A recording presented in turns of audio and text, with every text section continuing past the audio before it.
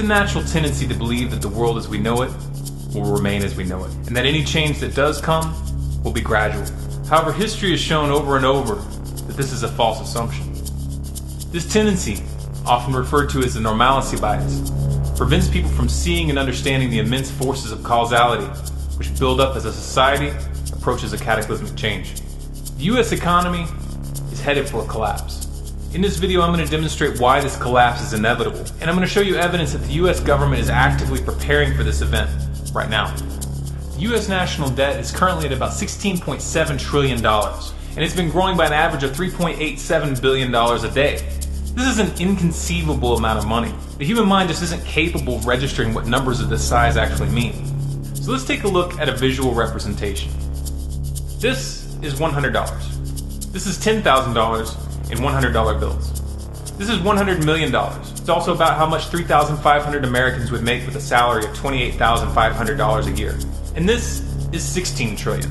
Again, these are stacks of brand new $100 bills. And guess what? This number is dwarfed by the unfunded liabilities that are estimated to stand between 86 trillion and 123 trillion, depending on who you ask. To add to the mix, we have an estimated $1.2 quadrillion in debt-based derivatives still in the banking system. Now, I couldn't find a graphic representation of $1 quadrillion, but a quadrillion is 1,000 trillion. So it's 1,000 times this. Like I said, these are inconceivable figures here. This is not fixable. Those who try to convince you otherwise are not misinformed. They're lying to you. One way or another, we're headed for a breaking point.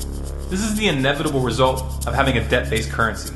For more information on this topic, please watch my video entitled Why a Dollar and Euro Collapse is Guaranteed.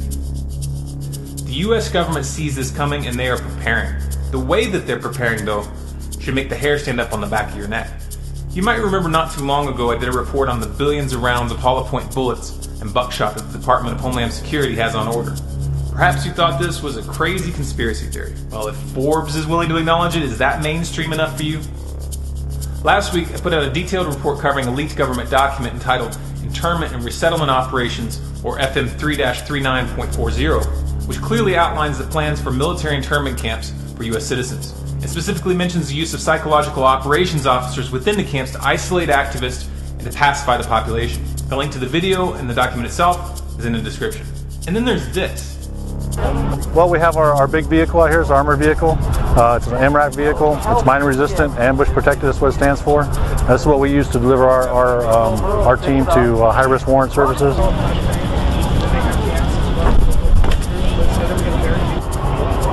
This is the only entry in the vehicle here, so all the operators, we've modified our particular vehicle to have the skids on the sides so that we can have operators on the side and just get off the vehicle from the sides. Makes for a very fast deployment. That's what we're trying to do. If there's an issue while we're out serving a warrant service or something like that, we can shelter in place with this and then go into surrounding call-out operations inside of here. We can generally get about 10 or 11 operators in here. Very tight, but we can do it. So we get them in there. We have the same on this side. We have a skid on this side as well. We can put four or five operators on here with a shield, and they deploy off this side. The team commander, which is myself, I'll stand in the MRAP and provide overwatch for the team while they're making entry into the house. This glass right here is multiple layers of glass. It's about, I would say, about that thick. It's got multiple layers in there, and it will stop up to a 50 caliber round. The window will.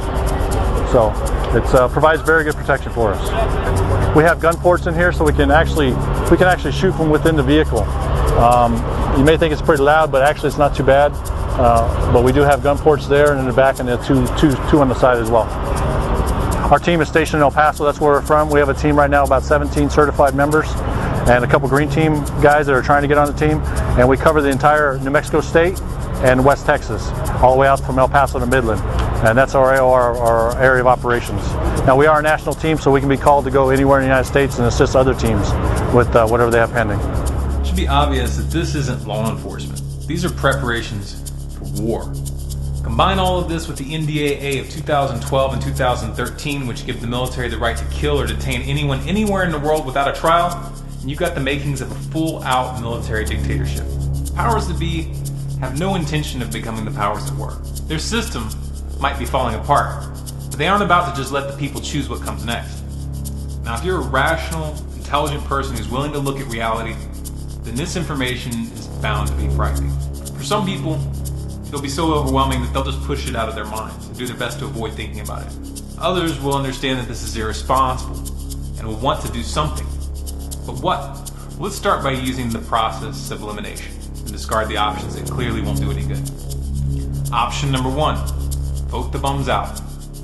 That's not going to work, guys. The elections are rigged. The entire system is corrupt to the core.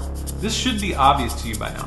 You have zero chance of getting your country back through politics at this point. To pretend otherwise is just delusional. Option number 2, hold protests or fill out petitions. Come on, seriously? The criminals running the system don't care what you think. Your petitions mean nothing to them. Stop groveling at their feet. Option number 3, launch a violent revolution. Okay, as popular as this option may be with some people, the fact of the matter is the public is not psychologically or logistically prepared for this.